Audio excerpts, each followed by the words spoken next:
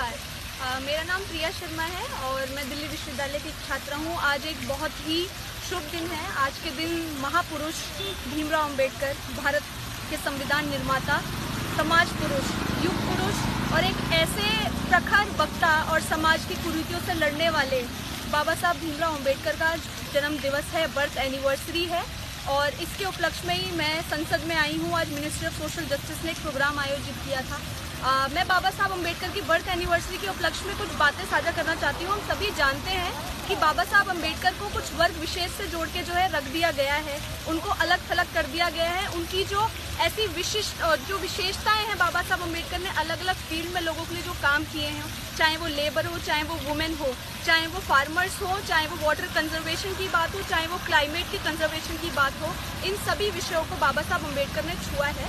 मैं एक एक करके थोड़ी थोड़ी सी बातें साझा करना चाहूँगी, जिससे कि हम सभी लोग जागरूक बन सकें और ये जो तुष्टीकरण की राजनीति होती है, इससे बच के हम अपने भारत को बचा सकें और बाबा साहब अंबेडकर के सपनों का भारत का निर्माण कर सकें। मैं आपसे ये कहना चाहूँगी कि महिलाओं के विषय में अगर हम बात करें तो बाबा साहब अंबेडकर एकमात्र ऐसे व्यक्ति जिनकी आज उनकी पढ़ाई लिखाई का फायदा पूरे भारत को मिला है। उन्होंने महिलाओं को पैतृक संपत्ति में महिलाओं का भी हक उतना ही है जितना एक बेटे का है, जितना एक पुरुष का है। ये अगर अधिकार किसने दिलवाया है हिंदू कोड बिल के माध्यम से, तो वो बाबा साहब अंबेडकर ने दिलवाया है। साथ ही अगर मैं किसानों के विषय में बात करूं, आज हम देखते हैं कि किसानों के विषय में बहुत बातें होती हैं, बट इसका जो फाउंडेशन है, इसकी जो नींव है, वो बाबा साहब अंबेडकर ने रखी। चाहे वो खेतों के राष्ट्रीयकरण की बात हो, आज हम कलेक्टिव फार्मिंग की बात करते हैं। कलेक्टिव फार्मिंग की बात भी अगर हम देखें तो उस समय में बाबा साहब अंबेडकर ने उसके बारे में बताया था कि किस तरीके से कलेक्टिव फार्मिंग बहुत इंपॉर्टेंट है। आज हम फार्मर्स के बजट की बात करते हैं। फार्मर्स के लिए बजट जो है और बजट से ज्यादा हो, ये बाबा साहब अंबेडकर ने बात की थी। बाबा साहब अंबेडकर ने और ये कहा था कि जो लैंड होल्डिंग्स हैं, लैंड होल्डिंग रेगुलेशन एक्ट अगर हम बात करें तो ये भी बाबा साहब अंबेडकर ने अपने तत्वों में कहा था। संविधान जब वो बना रहे थे उन्होंने ये बात कही और आज हम देखते हैं कि हमारे पास ये एक्ट भी है। और ऐसे ही अगर मैं बात करूं, बाबा साहब अंबेडकर ने 1936 में मद्रास में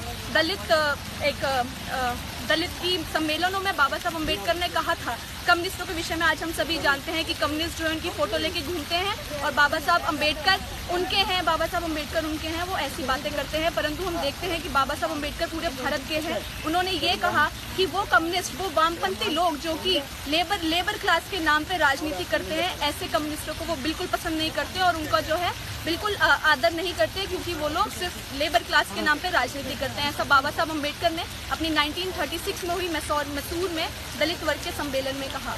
ना ही ये सिर्फ शिक्षा के विषय में बाबा साहब अंबेडकर की बात करें, हम सभी जानते हैं कि उनको 9 से अधिक भाषाएं आती थी। शिक्षा के विषय में बाबा साहब अंबेडकर ने ये कहा कि शिक्षा का कोई मूल्य नहीं है जब तक शील ना हो, विवेक ना हो व्यक्ति में। उन्होंने कहा कि शिक्षा अन्य के समान है। और आज हम सभी देखते हैं कि भारत में राइट टू एजुकेशन एक्ट है और राइट टू एजुकेशन इसलिए है क्योंकि बाबा साहब अंबेडकर ने हमारे बीच में ये बातें रखी कि जो एजुकेशन है वो आपकी पर्सनालिटी को बिल्ड करता है, आपके कैरेक्टर को बिल्ड करता है। ऐसे ही हम इकोनॉमी की बात करें, इकोनॉमी में भी लेबर को ले लीजिए, वुमेन को ले लीजिए, सबके इंश्योरेंस की बात हो, उनके लिए कंपनसेशन की बात हो, अनएम्प्लॉयड क्लास की बात हो, उन सभी के लिए अगर कुछ प्रोविजंस लाने का काम किया है तो वो भी बाबा साहब अंबेडकर ने किया है।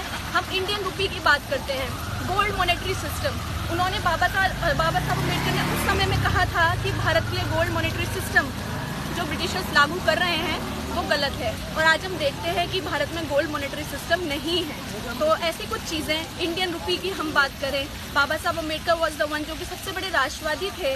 उन्होंने ये कहा कि किस तरीके से ब्रिटिशर्स ने 1838 से लेकर 1849 के समय में किस तरीके से जितना ब्रिटेन में जल कंजर्वेशन, वाटर कंजर्वेशन पर उन्होंने पैसा खर्च करा, उससे भी कम पैसा उन्होंने यहाँ पर ऐसी सुविधाएं लोगों के लिए काम करने में, उससे भी कम पैसा खर्च करा। तो हम देख सकते हैं कि किस तरीके से बाबा साहब अंबेडकर ने ये चीज़ उजागर करी कि ब्रिटिशर्स भारत का शोषण कर रहे हैं उस टाइम पे। तो मैं यही कहना चाहूँगी कि बाबा साहब अंबेडकर सिर्फ समानता की बात नहीं करते, वो स्वतंत्रता और संप्रभुता की भी बात करते हैं, बंधुता की भी बात करते हैं। और मेरा यही आग्रह है सब लोगों से जो भी सुन रहे हैं कि बाबा साहब अंबेडकर को एक वर्ग विशेष से न जोड़ के पूरे भारत का महापुरुष हैं वो, उनको उस नज़र से देखें और उनके बारे में ज़्यादा से ज़्यादा पढ़ें, ताकि जो लोग राजनीति करते हैं हम उनको जो है करारा जवाब दे सकें। इसी उपलक्ष्य में आप सभी को पुनः धन्यवाद करती हूँ। बहुत बहुत धन्यवाद।